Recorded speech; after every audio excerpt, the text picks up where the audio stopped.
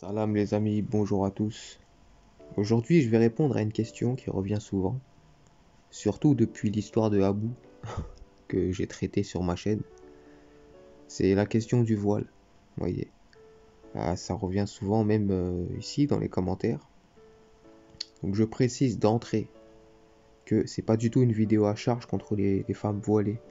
Tu peux avoir le voile, ne pas avoir le voile, tu as la même valeur humainement à mes yeux. Il n'y a pas de souci, ce n'est qu'un avis qui est religieux. Il faut savoir entendre l'avis de tout le monde. C'est une preuve de modestie également. Alors la vidéo, les amis, va se dérouler en 3 parties. La première partie va consister à voir ce que le voile représente dans la communauté musulmane finalement, quelles sont les motivations qu'il y a derrière, pourquoi une femme voilée porte le voile, quels sont ses arguments.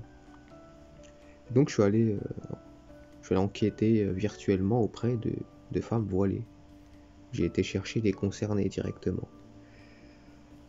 Ensuite, on va voir ce que le Coran nous raconte à son sujet, au sujet du voile.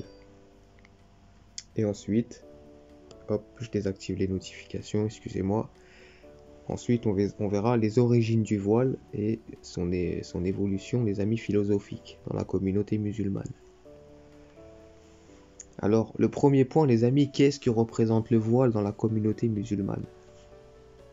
Les amis, il est le vêtement du jugement le plus facile qui soit. Si une femme porte le voile, elle est musulmane. Elle est pieuse même, j'ai envie de dire.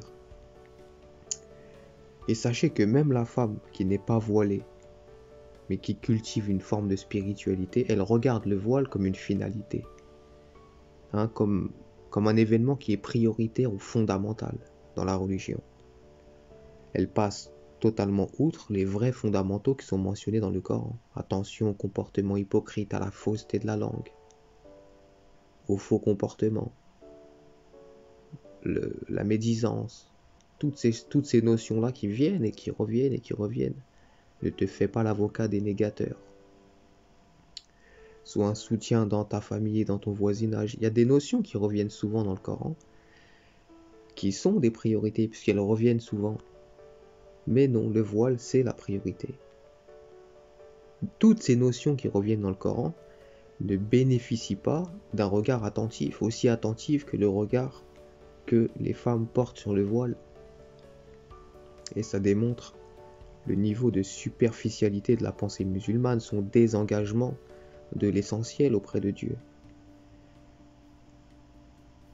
Et pourtant, ce qui m'étonne le plus, c'est qu'elles sont conscientes, ces musulmanes, que Dieu ne regarde pas les apparences, il regarde le cœur des gens. Dieu ne regarde pas les apparences. Mais encore faut-il avoir compris le sens de ce propos, au-delà d'une lecture qui est simpliste. Donc je suis allé, les amis, sur TikTok, voir ma petite liste d'amis virtuels. Parce que j'ai beaucoup de femmes voilées qui me suivent, moi. Bon, elles connaissent pas forcément mon avis sur le voile, je pense, à part quelques-unes. Elles connaissent mon avis, je pense, sur la sunna, tout ça. La globalité. Le voile, je me suis jamais vraiment exprimé à ce sujet. Donc moi, je suis allé voir qui c'est qui était en live. Elles sont souvent en live, les petites orties voilées. Je les vois tout le temps. Donc c'est pas très compliqué de les trouver. Donc je suis allé dans ma petite liste et j'ai été voir la première voilée que je trouve, qui était en live. Mais elle était en live avec sa copine. Et c'est plus sa copine qui a répondu à sa place. Elle semble un petit peu désintéressée de la question. Mais je suis venu poliment. Salam, je m'intéresse au voile. Pourquoi c'est une obligation? Voilà une phrase de ce style. Je vous mets la vidéo. Et comme ça vous allez entendre sa réponse. Et puis on se reprend tout de suite. Salam, le voile m'intéresse. Pourquoi les musulmanes doivent le porter, s'il vous plaît? En fait, c'est simplement pour se préserver des regards mauvais que peuvent porter les hommes sur nous. Peu importe qui est l'homme, hein, franchement. Et voilà, c'est tout simplement pour se préserver, garder sa chasteté. En soi, après le voile, il y a effectivement aussi le comportement à adopter avec. En fait, se préserver pour Dieu. Et en gros, quand tu te préserves pour Dieu, bah, techniquement, c'est parce que c'est une obligation. j'allais y venir, mais je décris déjà pourquoi on le porte normalement. Tu me stresses, tu veux bien t'éloigner, je te jure, je sens bien. Vas-y, casse-toi. Toi, casse-toi du coup. Mais je te jure, t'as son odeur. En fait, ça me stresse. Et bref, Hassoul, c'est voilà, pour se préserver et pour garder sa beauté que pour voilà, ne pas trop montrer ses attributs, etc. Et comme je l'ai dit, il faut avoir le comportement avec, c'est-à-dire garder sa chasteté, baisser le regard devant les hommes. Et ouais, avec ou sans voile, effectivement. Mais voilà, en soi, c'est juste le comportement à adopter avec. Après, d'autres trucs. Mais bon, je pense que tu trouveras d'autres trucs intéressants sur Internet, mais pas tout. Faut faire attention. Ça peut être égareur. Ah, j'ai mal.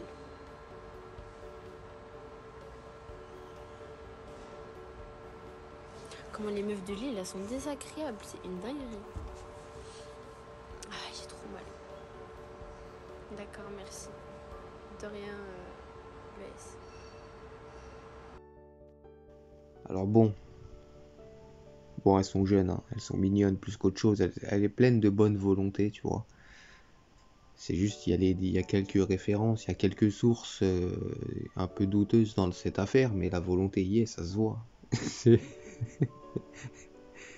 Elles sont jeunes, mais le problème c'est que c'est un fléau le voile chez les jeunes justement. Donc moi j'ai envie de les questionner pour savoir ce qui se passe en fait. Est-ce qu'il y a un élan de foi ou est-ce qu'il y a un élan de H&M, Zara, le voile est à la mode. Vous allez voir, hein, dans pas longtemps, les grandes marques elles vont vous pondre ce que vous appelez des hijabs à gogo. Alors son premier argument est très intéressant, il est souvent mentionné par les femmes voilées en général. Elle dit c'est pour nous préserver du regard des hommes en général. Mais là j'ai quand même un doute un petit peu sérieux.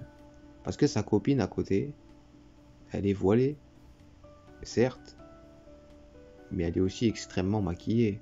Et je suis quasiment sûr que si je vais sur son TikTok à elle aussi, je crois que c'était celui-là d'ailleurs, si je vais dans les vidéos, je suis sûr que je vois des vidéos Pimp My Ride. Je suis sûr qu'elle est pimpée à son maximum. Parce qu'il y a une volonté de plaire. Et donc c'est vrai que c'est paradoxal que dénoncer cet argument dans cette situation. Moi, c'est quelque chose que j'ai pas compris. En tout cas, de ce que je vois moi, elle essaye d'être visuellement appréciable. Bon, c'est le moins qu'on puisse dire, pour pas dire autre chose. Donc c'est une idée, les amis, qui vaut ce qu'elle vaut. L'idée de se voiler les cheveux pour pas être une tentatrice, pourquoi pas? Ça vaut ce que ça vaut. Mais j'ai un peu de mal. À titre personnel, j'ai un peu de mal. J'ai du mal à imaginer une société dans laquelle les individus ne perdent le contrôle d'eux-mêmes à la simple vision d'un carré plongeant ou d'un lissage brésilien. J'ai du mal. C'est une vision, les amis, audacieuse et péremptoire de la vie en général. Dieu merci, je peux apprécier les beaux cheveux d'une femme et je suis toujours le maître de moi-même. Je ne suis pas dans tous mes états. J'ai pas envie de forniquer à droite à gauche. Ça développe pas des pulsions chez moi. Enfin bon. Elle dit que c'est également pour préserver sa chasteté. Se préserver pour Dieu, elle rajoute. Et là, je comprends pas non plus le rapport avec le voile en fait. Parce que ta chasteté, tu la préserves avec des règles de vie, des lois que tu t'imposes à toi-même. C'est-à-dire, c'est des règles et en faisant des choix de vie appropriés à ce que tu revendiques, à tes règles. Mais ça dépend pas de ta tenue. Tu peux rester chaste sans avoir un voile sur la tête, ça n'a aucun rapport. Puis le Coran dit pas ça à aucun moment. Mais enfin bon. J'ai posé, les amis, la question à une autre fille voilée qui était en live. Et là, j'ai regretté, wallah. J'ai regretté de lui avoir posé cette question parce que dans sa réponse, il y a quelque chose qui va pas encore. Et là, il y avait une centaine de personnes sur le live. Contrairement à celui d'avant, on n'était même pas 10. Là, il y avait une centaine de personnes. Et dans ses arguments, j'ai senti que ça n'allait pas du tout et que ça allait pas bien se passer. Et bah, les gens lui ont fait savoir justement et le live a pris une drôle de tournure. Donc moi j'ai quitté, j'ai coupé. Parce que c'était pas le but de la question de base. Mais bon. C'est toujours le même argument qui revient les amis, c'est pour nous préserver des hommes. Donc dans ses commentaires, forcément les gens tout de suite ils lui ont dit: mais pourquoi t'as du rouge à lèvres? C'est tentant aussi, les hommes ils aiment les lèvres. Mais alors pourquoi t'es en live? Mais le maquillage c'est fait pour plaire à qui? Etc etc etc. Donc c'est des réponses que les gens lui ont envoyées quand elle a dit qu'elle mettait le voile pour éloigner les regards masculins à son encontre. Bon, elle a pas oublié d'envoyer une petite cartouche à la gente masculine en général. Elle a présenté les hommes comme des prédateurs sexuels, tous, hein, tous. Elle a fait aucune exception. Non, non, femme. Je vous mets le petit bout de vidéo de la deuxième que j'ai interviewée en live. J'ai l'impression d'être Al Jazeera, frérot. Mais remettre les pendules à l'heure. Donc je vous mets la vidéo et on se reprend. Réparer. Tu sais réparer. C'est quoi? Je sais pas c'est quoi. Je sais pas du tout ce que c'est. C'est quoi ton métier? Non, je suis en études là. Et du coup, je travaille dans une concession automobile. Pourquoi en islam le voile est obligatoire, s'il te plaît? C'est tout simplement pour cacher. Comment on dit en français? En fait, c'est pour se préserver du regard des hommes. Parce que Dieu sait comment ils sont. Tu vois, je connais même des gens proches qui étaient voilés et pour autant, tu vois, les hommes ils sont sans pitié, c'est comme des animaux et.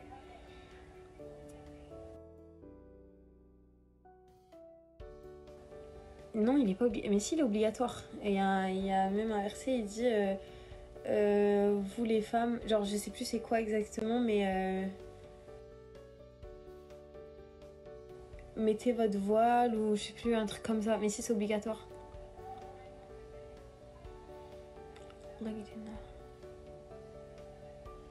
Les hommes sont attirés par les lèvres. Mais qu'est-ce que tu me racontes, toi? Préserver du regard des hommes, elle fait des lives, la contradiction. Mais aucun rapport. Aucun rapport. Donc voilà les amis pour ce qui est de sa réponse à elle. Il y en a eu d'autres, hein. C'est tout le temps la même réponse qui revient. Je le mets pour me préserver du regard des hommes, etc. Sinon il y a l'argument de je le mets pour Dieu. Oui, ça revient assez souvent, mais bon, Dieu se passe des mondes, c'est coranique. Il n'a pas besoin de moi, il n'a pas besoin de toi non plus, il se suffit à lui-même. Tout ce qu'il t'enjoint de faire, c'est pour ton bien à toi-même. Hein, le bien que vous le faites à vous-même. C'est un verset qui est coranique. Et en parlant du Coran, justement, les amis, maintenant qu'on a vu quelles sont leurs motivations finalement, quel est l'argument qu'il y a derrière le voile sur les cheveux, on va aller voir dans le Coran les deux versets qui parlent du voile justement.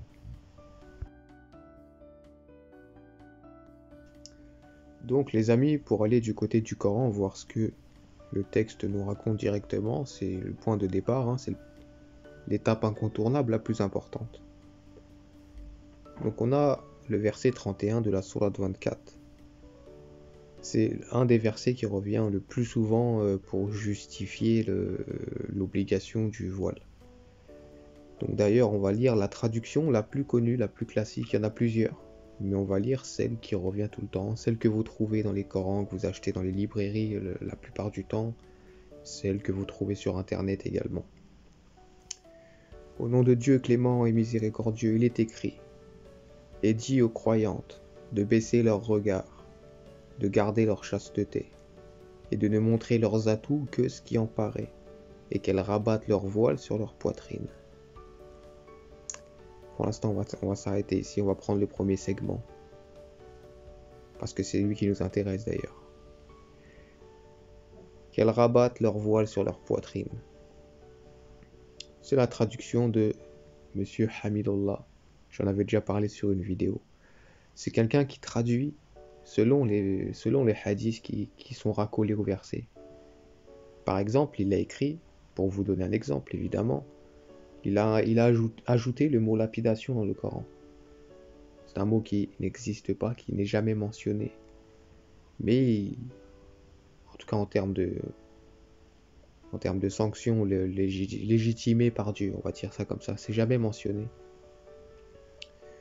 Il l'a écrit parce que dans les hadiths, la punition de l'adultère, c'est la lapidation. Et donc quand un verset parle de ce cas de figure-là, il met une parenthèse et il écrit lapidation. Donc, il oriente le verset.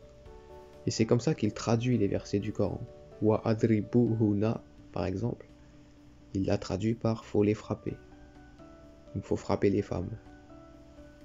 Vous comprenez, alors qu'il s'agit vraiment de diviser quelque chose, ou de cacher quelque chose, de dispenser.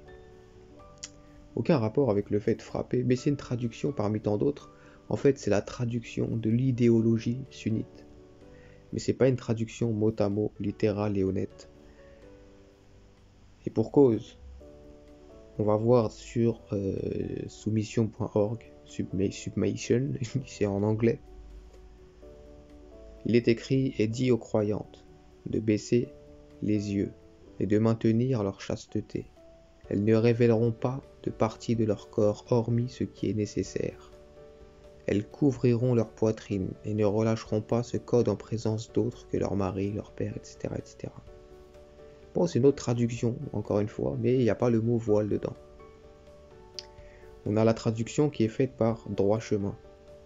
Il est écrit et dit aux croyantes de baisser leur regard, de préserver leur sexe, de ne divulguer de leur parure que ce qui en apparaît, et de rabattre leurs vêtements sur leurs échancrures.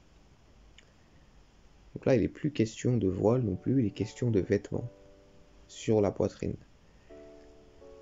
On a une autre traduction de monothéiste groupe, qui est une autre société de traduction, et dit aux femmes croyantes d'abaisser leur regard et de garder couvert leurs parties intimes, et qu'elles ne doivent révéler leur beauté que ce qui est apparent, et laissez-les mettre leur châle sur leur décolleté.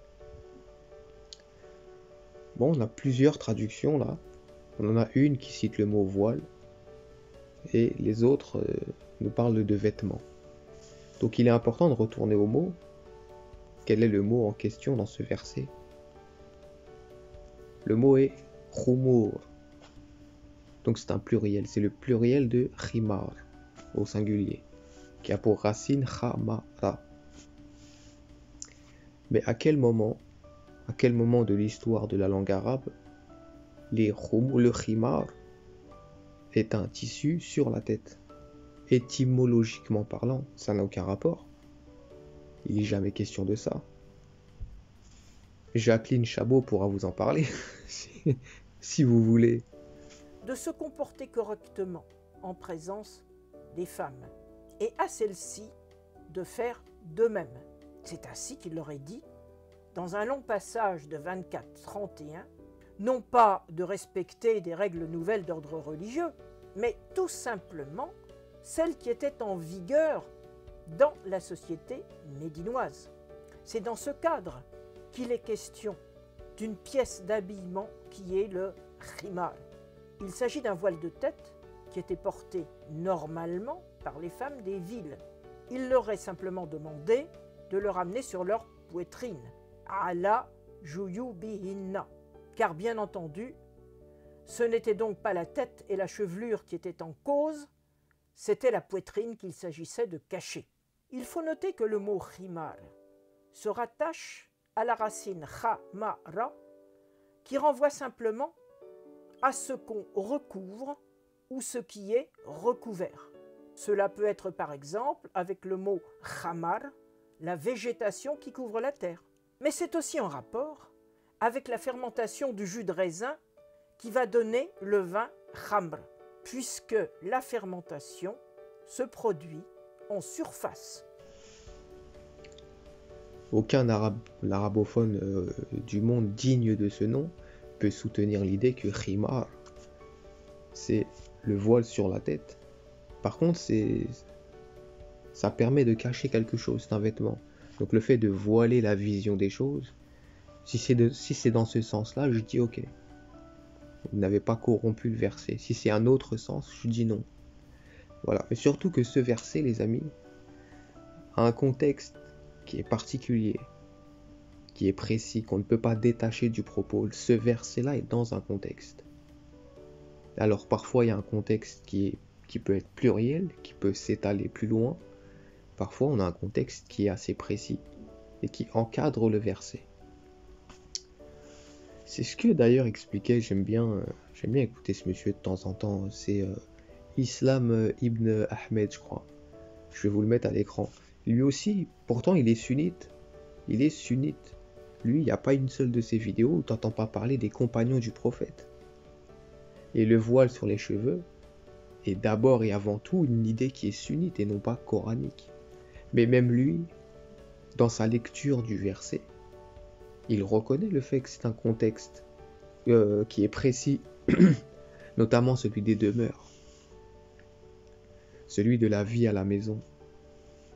Il n'a pas négligé le contexte du verset, il l'a gardé parce que ça a un sens. Et lui aussi, il est d'accord sur le fait que Homo, c'est un tissu quelconque.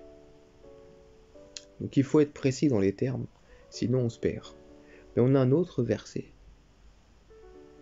qui est aussi mentionné régulièrement, c'est le verset 59 de la sourate 33. Donc il est écrit: Ô prophète, dis à tes épouses, à tes filles et aux femmes des croyants de ramener sur elles leur grand voile. Elles en seront plus vite reconnues et éviteront d'être offensées. Dieu est pardonneur et miséricordieux. Ça, c'est la traduction du même monsieur, Hamidullah. La traduction la plus classique, la plus connue, celle qui est mise en avant par la pensée sunnite. On a une autre traduction. Ô prophète, dis à tes femmes, tes filles et les femmes des croyants qu'elles devront rallonger leurs vêtements, ainsi elles seront reconnues et éviteront d'être insultées. Dieu est pardonneur, le plus miséricordieux. On a encore une autre traduction, celle de droit chemin. Ô prophète, dis à tes épouses, à tes filles et aux femmes des croyants de rapprocher sur elles leurs habits. C'est le plus sûr moyen d'être reconnu et de ne pas être offensé. Dieu est pardonneur, miséricordieux. On voit encore une fois dans la lecture de ces différentes traductions qu'il y en a une qui est encore une fois très orientée, qui utilise un mot qui prête énormément à confusion, mais qui n'est pas fidèle à ce que le texte nous raconte initialement. Surtout que finalement le terme est clair. Le terme est clair. Tu vois, le khimar est à mettre sur les djouyoub. Le djouyoub, c'est la poitrine, mais jamais il est mentionné la tête. Donc ce khimar, qui est un tissu quelconque, qui n'est pas un voile à proprement parler comme on connaît aujourd'hui, c'est un tissu quelconque, est apposé sur les djouyoub. Donc les djouyoub, c'est notamment la poitrine, mais pas que. C'est tous les endroits du corps où il y a une entrée en fait. Après ça, c'est un avis. Parmi tant, il y en a d'autres qui disent que djouyoub, c'est un nom propre d'un vêtement qui était très connu dans la péninsule arabique. C'est un genre de débardeur, un peu ouvert. Donc c'est à recouvrir. Mais on a vu dans ces passages-là qu'il n'est jamais question de voile sur la tête dans le Coran. Et qu'effectivement il est mentionné dans la traduction classique la plus connue, le mot voile, mais c'est pas un voile comme tu peux l'entendre aujourd'hui, c'est ceux qui voilent, ceux qui cachent. Tu vois, le khimar, une séparation. Parce que aussi on entend souvent le terme hijab. Là ça n'a encore plus rien à voir, c'est carrément autre chose. Le hijab dans le Coran, c'est un rideau, ou bien c'est un voile sur l'esprit. Ça dépend le verset dans lequel tu trouves. Parce que hijab, ça veut dire aussi ce qui masque, ce qui dissimule, ce qui cache. On a un verset dans le Coran où Dieu dit: quand tu lis le Coran, nous plaçons entre toi et ceux qui ne croient pas en l'au-delà un hijab qui les empêche de comprendre. وإذا قرأت القرآن جعلنا بينك وبين الذين لا يؤمنون بالآخرة حجابا مستورا. Donc c'est écrit voile dans la traduction. Mais c'est bien le mot hijab qui est utilisé. Donc dans ce verset, le hijab en question, c'est le fait d'avoir l'esprit voilé, de ne pas comprendre les choses. Quand Dieu fait descendre un hijab sur toi, ça veut dire que tu ne comprends plus. Tu n'es le Coran qui est en train de t'être raconté. On a un autre passage où le terme hijab est utilisé dans le Coran. Je fais tout ça de tête, hein, les amis, excusez-moi. Donc j'ai pas les références, mais j'ai les versets dans la tête. On a un autre passage dans le Coran où justement il est question des femmes du prophète et des gens qui viennent interréagir avec elles et les demander à ces gens de parler aux prophètes, aux femmes du prophète, par l'intermédiaire d'un rideau qui les sépare. C'est plus pur pour eux et c'est plus pur pour elles. Donc ici, les gens doivent interroger les femmes du prophète de derrière un hijab, c'est-à-dire un rideau, ce qui cache, ce qui masque, c'est-à-dire à travers quelque chose qui va nous empêcher de nous voir ou de parvenir à nous, comme la compréhension, on l'a vu dans le verset d'avant. C'est important de comprendre tous ces termes-là. Mais le terme qui est utilisé dans le Coran pour parler de vêtements, et sous-entendu voile, le terme est bien khimar. Enfin c'est khumur parce que c'est au pluriel. Mais c'est bien le terme khumur. Et ces khumur en question, ils sont à poser sur les juyub. Ça c'est le propos qui est coranique. Et puis sur le premier verset qu'on a énoncé, vous devez rattacher le verset à son contexte, qui est celui des foyers. Je vais vous mettre un extrait de la vidéo, si vous voulez, justement de Islam ibn Ahmed dont je vous parlais, qui lui, quand il lit ce verset, malgré qu'il est sunnite, il ne retire pas le contexte, il est tout à fait honnête avec celui-ci. Vous comprenez? Donc c'est important pour évoluer d'être honnête avec le propos de Dieu. Sinon, là, c'est la cacophonie, on ne peut plus avancer, on ne peut plus échanger honnêtement. Il n'y a plus d'honnêteté. Donc ça, c'était pour les deux versets. Même si vous pouvez, les amis, si vous voulez faire plus ample recherche, on a aussi une vidéo de Ousmane Timera sur YouTube qui, certes, dure très longtemps, mais qui fait la lecture littérale des versets, etc. au sujet du voile. Et c'est très intéressant, je vous invite à aller la voir. On a le site du docteur Al-Hajjami qui a quand même des maîtrises de la langue arabe, c'est son métier, qui a rédigé un article extrêmement complet sur le voile dans le Coran. Vous allez voir que ça n'existe pas, je vous affiche tout ça à l'écran. Après, on a d'autres vidéos sur YouTube. Il y en a une, moi, qui me fait particulièrement rire. C'est celle du débat qui s'est passé en Égypte, dans une émission religieuse islamique. Ils ont invité un des directeurs de Al-Azhar, la grande école de centre de formation des chiites. Et donc il était sur le plateau et en face ils ont ramené un homme qui défend l'idée que le voile n'existe pas en islam. Et donc ils ont ramené des savants au téléphone, etc., des intervenants pour essayer de faire taire l'homme en fait qui dit que le voile n'a pas sa place en islam. Donc le mec arrive sur le plateau tranquillement avec sa djellaba et il explique: écoutez, j'ai fait un livre là-dessus, je défie n'importe qui de me prouver qu'il y a le voile dans le Coran et dans la Sunna. Et là, l'interlocuteur, ce qui est marrant, c'est qu'il ne rejette pas l'idée que ça n'existe pas dans le Coran. Il lui cite un hadith pour justifier le voile. Il cite pas le Coran. Parce qu'il est au téléphone, il sait qu'il est entendu par des gens qui comprennent le Coran et qui ne peut pas faire cette affirmation. Donc il ne dit pas, ce savant au téléphone, il ne dit pas que le voile est dans le Coran, il dit qu'il est dans les hadiths, un hadith de Asma, notamment. Donc c'est encore une fois, c'est une notion polythéiste, issue des propos racontés qu'on essaye de rattacher à la parole de Dieu en faisant son égal en fait. Vous voyez, le Coran et la Sunna, indivisibles. Ça va ensemble. L'un ne va pas sans l'autre. L'un dépend de l'autre. Vous connaissez la pensée sunnite. Cette vidéo est marrante, mais bon, ça s'est mal fini. Ils se sont bagarrés sur le plateau. C'est vous dire, parce que c'est des sujets qui sont compliqués, surtout dans les pays musulmans. On le voit en ce moment avec le cas en Iran, vous voyez. J'ai reçu énormément de vidéos de policiers qui se faisaient tabasser en Iran par des foules entières. Mais j'ai pas compris, j'ai demandé qu'est-ce qui se passe en fait en Iran, parce que c'est quand même, c'est un des pays les plus... On n'entend pas trop parler d'eux, sauf avec leurs problèmes israéliens, mais bon. Je me suis dit, il doit y avoir un mouvement de gilets jaunes un peu là-bas, les gens se révoltent. En fait, ce qui s'est passé, c'est qu'une femme, justement, portait mal son voile. Et elle a été abattue par la police iranienne. Et donc, tu as toutes les femmes en Iran qui sont en train de protester. Et tu as la population qui a suivi. Et donc là, le gouvernement est au sol, totalement au sol. Et il y a beaucoup de vidéos qui sortent de femmes qui font des vidéos, elles brûlent le voile, elles le jettent. C'est tout un mouvement qui est en train de se créer parce que justement dans ces pays musulmans, le voile est une idéologie. Eux, ils prennent les propos au sérieux. En France, c'est de la rigolade. En fait, les orties en France, c'est de la clownerie.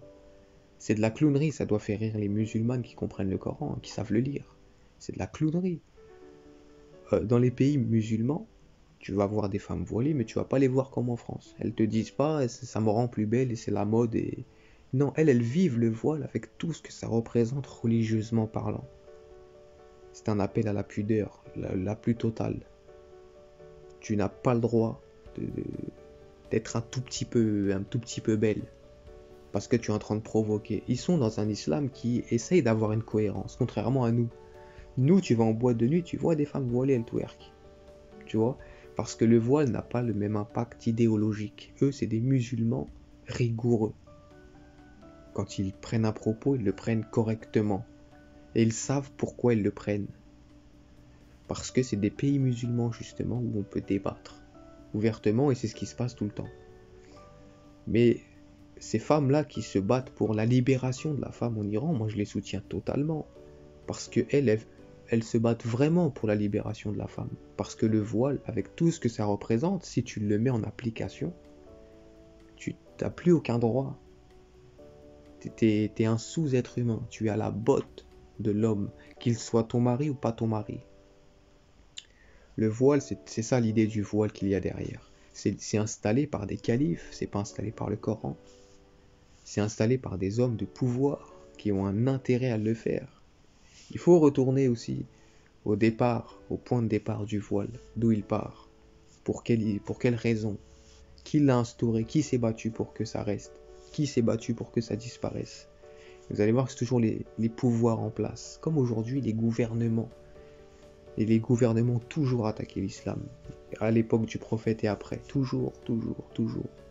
C'est pour ça que la prière, il y a une telle cacophonie à ce sujet. Ils se sont fait la guerre pour savoir quelle était la prière du prophète. Il y a des hadiths, ils te disent c'est comme ça. On était avec le prophète, donc on sait de quoi on parle. Il y a d'autres hadiths qui disent la même chose. On était nous aussi avec lui, c'est comme ça. Donc tu es au milieu de deux propos, deux témoins. Ça crée, comme on dit, la fitna, la division. Et elle est là pour ça, la sunna.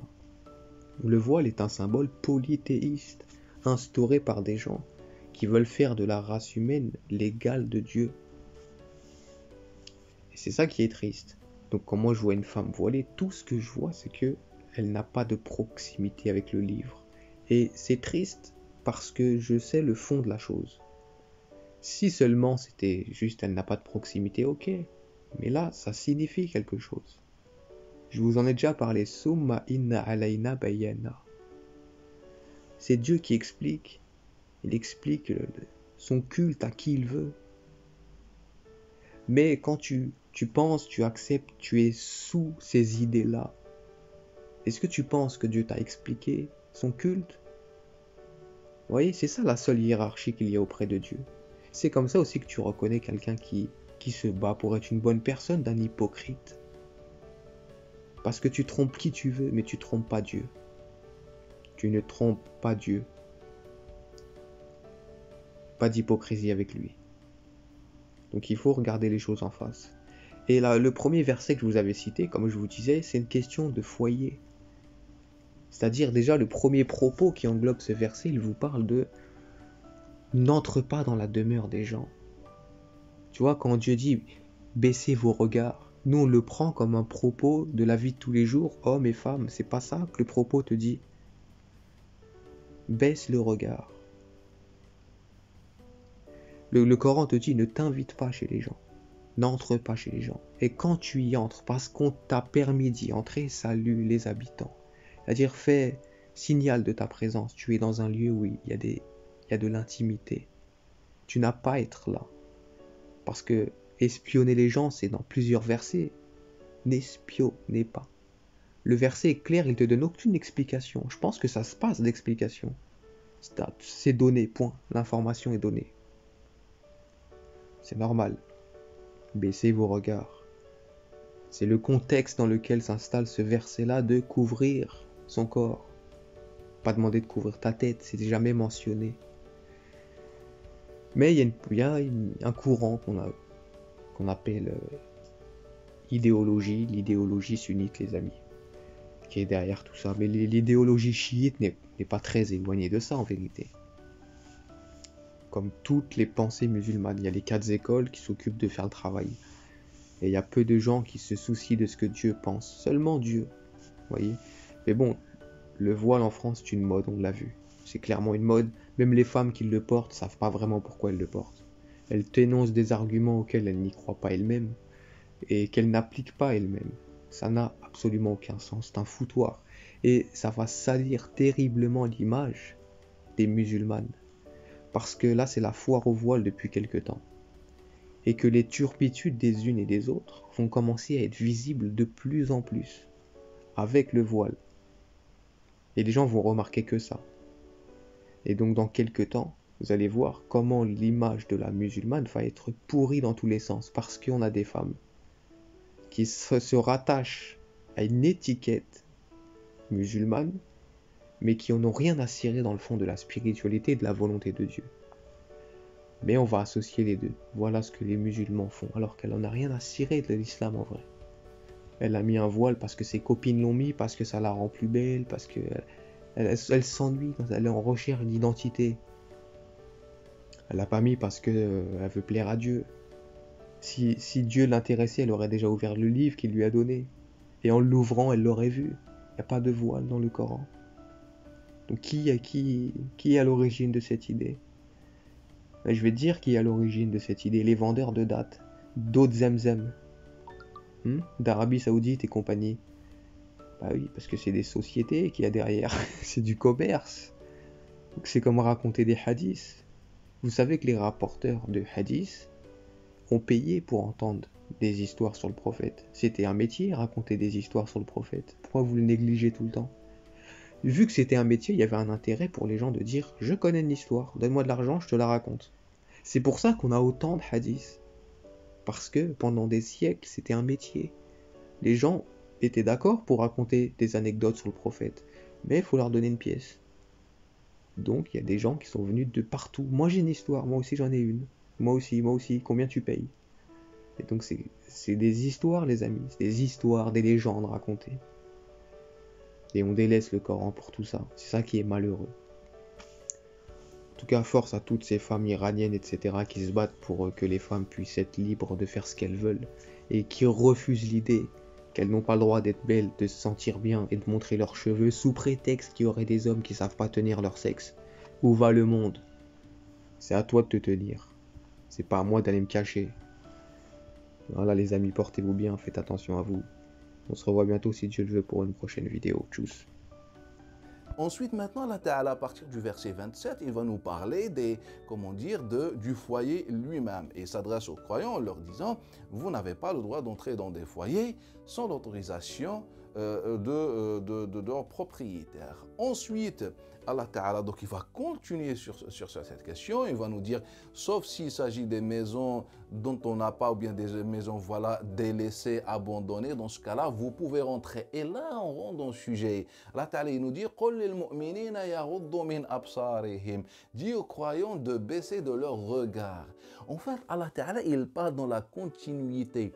Il n'est pas en train de dire aux croyants dans la société, baissez de votre regard. Le contexte le dit, la continuité, en fait, lorsqu'on rentre dans les maisons, avec la permission de leurs propriétaires, on n'a pas à regarder ce qui se passe ou l'intimité des gens, avoir des regards curieux, etc. Et c'est pourquoi, en fait, regardez la suite.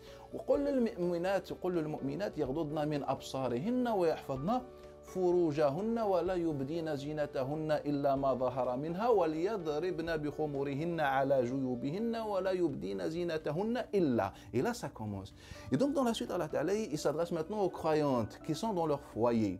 Il leur dit, aidez aux croyantes de baisser de leur regard et qu'elles ne montrent de leur zina, de leur beauté que ce qui est apparent. Ensuite, Allah Ta'ala il nous dit وَلْيَضْرِبْنَ بِخُمُرِهِنَّ عَلَى جُيُوبِهِنَّ. Et là, qu'elle cache juyub. Je ne vais pas traduire précisément ce passage car on va le revoir. Là, on est dans la première partie pour comprendre le contexte. Et là, Allah Ta'ala, il leur dit, elles ne peuvent montrer leurs zina, leurs atouts, leur beauté, etc. Et on va expliquer ce concept aussi, que il nous donne une liste. Et ce qui est intéressant, c'est que dans cette liste, l'ensemble des éléments évoqués dans la liste sont des gens qui font partie du foyer, qui vivent dans le foyer avec la femme. C'est-à-dire, Allah Ta'ala, il a fait une exception. Les croyants qui viennent, voilà, qui se visitent, qui s'invitent, etc. Et ils ne doivent pas avoir un curieux regard. D'autre côté, les femmes dans ces foyers n'ont pas le droit non plus d'avoir un regard curieux. Ensuite, Allah Ta'ala rajoute à ces femmes qu'elles doivent changer leur tenue lorsque des étrangers viennent chez eux, sauf s'il s'agit, et Allah Ta'ala le précise, il nous précise qu'il nous parle bien du foyer, au sein du foyer, dans la maison, pas à l'extérieur, dans la rue. Il nous précise qu'il parle, il nous dit sauf au mari, sauf à leurs sœurs, leurs frères, leurs pères, voilà, avec ceux qui ne peuvent pas se marier. Ensuite, il nous dit, et ceux, voilà, vos servants si vous voulez, et les hommes qui n'ont pas envie pour les femmes, c'est-à-dire voilà, les hommes ou autres, ou peu importe, voilà, à l'époque du prophète, avant et après, c'était pas une exception, c'était pas un shoudoud, c'était une réalité, c'était voilà une pratique, voilà une société qui existait, qu'on veuille ou pas. Et c'est pourquoi d'ailleurs Allah Ta'ala l'évoque dans le Coran Al-Karim. Ensuite il parle wa tifl, ainsi que les enfants qui n'ont pas atteint encore la puberté. Et donc eux tous font partie de l'exception. Et donc on voit bien qu'on parle de ceux qui vivent avec la femme comme exception, les époux, les frères, etc.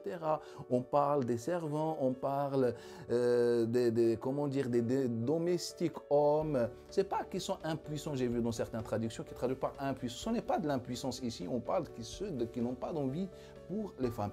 Mais bref, tous ces éléments vivent avec les femmes. Et donc ces femmes-là ont voilà, une exception pour ces gens. Alors que pour les étrangers, il n'y a pas d'exception. Voilà en fait la continuité du verset. Après, quand on continue la continuité de la sourate, quand on va continuer encore plus, on va voir encore la confirmation. On va plus loin, le verset 56, 55, 58. Allah Ta'ala, il s'adresse aux croyants, Ya ayyuhalladhina amanu, liyasta'dina, que les servants vous demandent la permission. Pour ceux, comment dire, et donc, il demande la permission. On parle de la femme.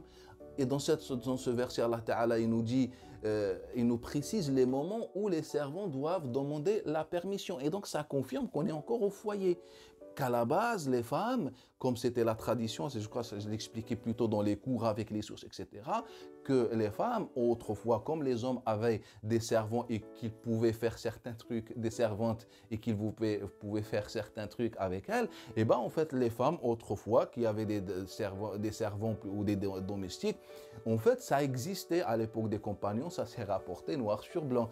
Et donc, bref, Allah Ta'ala, il nous dit que ces servants, etc., et ces enfants, etc., doivent demander cependant l'autorisation dans les moments qui sont très intimes, lorsque par exemple la femme avec son mari, la nuit, ou après la prière d'Odor, c'est-à-dire lorsque les gens ont envie de faire la sieste, et en général, voilà, on se lâche, etc., on dort, voilà, dans ces intimités très particulières, et là on demande l'autorisation 3 fois. Et donc ça confirme qu'on parle bien du foyer. Et dans la suite, Allah Ta'ala, il va nous parler, c'est-à-dire les femmes qui ne sont pas voilà, qui n'espère pas se remarier par rapport à son âge ou X raison, voilà, auquel les gens, peut-être les hommes n'ont pas aussi un désir ou ce que vous voulez, voilà, ce n'est pas le sujet, je ne vais pas rentrer dans le détail. Bref, Allah Ta'ala, il nous dit, elles peuvent se déshabiller. Il ne nous dit pas elles peuvent alléger leurs vêtements, comme les gens pensent. Allah Ta'ala le dit. Elles peuvent se déshabiller. Pourquoi? Car il n'y a pas de risque qu'on tombe dans l'interdit ou quoi que ce soit. Et donc, c'est ça ce que dit Al-Qur'an Al-Karim. Donc, quand vous voyez la sourate avec moi, de A à Z, Allah Ta'ala parle d'un côté, comment dire, du rapport entre l'homme et sa femme, et qu'il ne faut pas s'accuser, il ne faut pas, etc., penser ou avoir des doutes sur son épouse ou l'épouse sur son époux, etc. Il faut être prudent dans ce sujet. Ensuite, deuxième côté, il parle des foyers des gens. Et vous voyez, en fait, lisez vous-même la sourate, voilà, quand vous aurez le temps, ouvrez sourate An-Nur, sourate 24, et lisez, vous allez voir que la deuxième partie, il ne parle que du foyer. Donc, c'est-à-dire toutes ces interprétations que vous pouvez entendre à gauche, à droite, si elles ne prennent pas en fait ce contexte qui est explicite, en fait, c'est des interprétations dans le vent.